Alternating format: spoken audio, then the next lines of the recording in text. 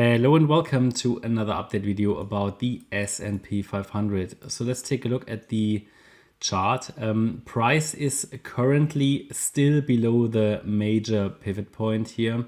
For me, $4,511 is the relevant main pivot point. If I draw the fibs of the high here in, I think I might need to adjust it slightly, but doesn't make a great difference. If I draw the fibs of the swing high that was made in January, or the January 22, all the way down to the low, which was made here in October, I just adjust it very slightly, then we're getting here to a major pivot at $4,500. That is the 78.6 Fibonacci retracement level. Some people use the 0.764, but you don't typically see a major difference. So we can just change that. But it's a bit of, what are you actually used to? Here, not a great difference. It brings it a bit closer. But we're talking about basically a few dollars, and it didn't really, it just didn't, also price didn't really react to that yet. So I tend to use the 0.786, just found that a bit more reliable overall. But anyway, we talk here about roughly $4,500. What is that pivot point or decision point for? Well, we said that in the count which shows to the downside, the bearish count, if this is supposed to work out and we would talk about a substantial decline here to the downside, then we are talking about an A wave down, a B wave up into the current highs, because at the moment we only have a 3-wave move up and a 5-wave move down afterwards in a C wave. And as long as we stay below $4,500, this is my primary. But I'm very open to further continuation. It's just that we are currently below resistance and we only have a 3-wave move to the upside.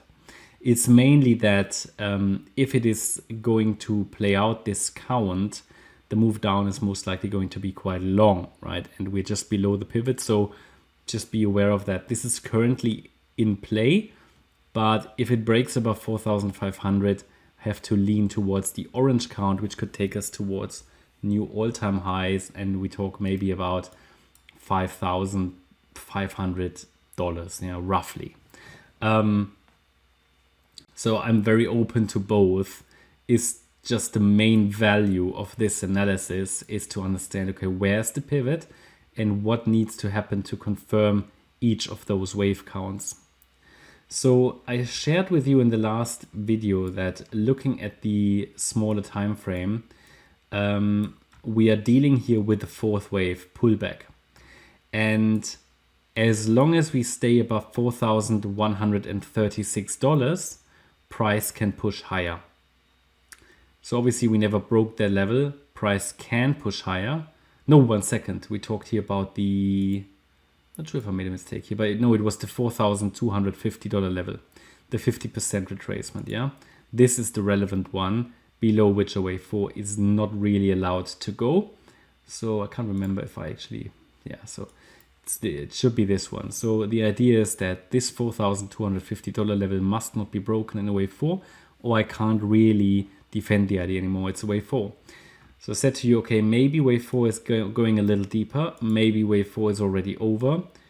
So we will know that if price gets above our signal level at $4,420. And it did that, right? It gapped above. So what we are seeing here is that the wave 4 is most likely already done.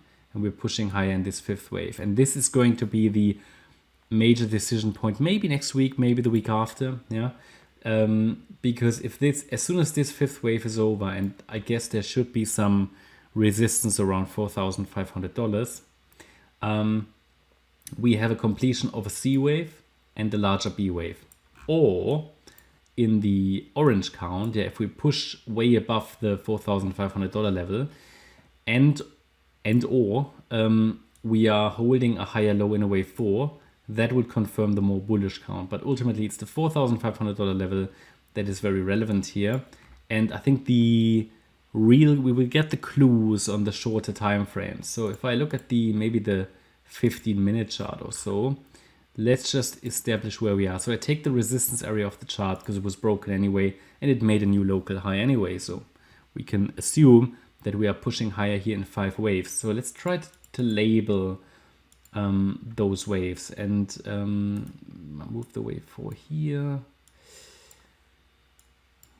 So obviously we're looking for 5 waves in wave 5 anyway, in both the bullish and the bearish case.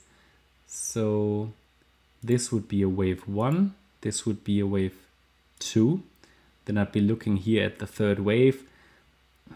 Let's just double check. It could be done, maybe a 4 and a 5 to come. So it might actually just be one more wave to the upside, to a major decision point. Let me actually take a look here at the lower time frame. So if we had, I guess you could say we had a tiny 1, 2, 3, 4, 5. So I might actually put the wave 1 here at this top, and then the wave 2 here. It's not so important which one, so it must be this one. Yeah, 1, 2. And then I'm looking at a 3rd wave to the upside. Let's take the Fips. So it's basically reached the area that I want it to reach in a 3rd wave. Yeah, it's gone high enough. What it now needs to do in a 4th wave, it needs to avoid an overlap with wave 1. Maybe the 3rd wave is already done. It could push a little higher. I would appreciate if it goes a little higher, maybe to $4,460. Doesn't necessarily need to. If it now comes back, so what I wanted to, so obviously it could still push higher, but what I can do now is to give you a support area that if it's holding, we can likely push higher. I mean, you never know. It can just break down after 3 waves, right? So what we want to do, we want to understand the relevant support area that it now needs to hold, and that would be the area between 4,410 and 4,430. So ideal target would be around 4,422 for this 4th wave. Obviously, if the 3rd wave goes a little higher, I would need to move the support area a bit higher as well. And yeah, again, the 3rd wave could push a little higher, but if it touches this area now at some point early next week, then we're maybe already on Monday or Tuesday, then we're probably already in the 4th wave. And then if it's holding that level, I would expect a turnaround somewhere in the box to go higher to a 5th wave. As soon as I have the wave 4 complete, I can give you a target for the 5th wave as well. So it's going to be interesting.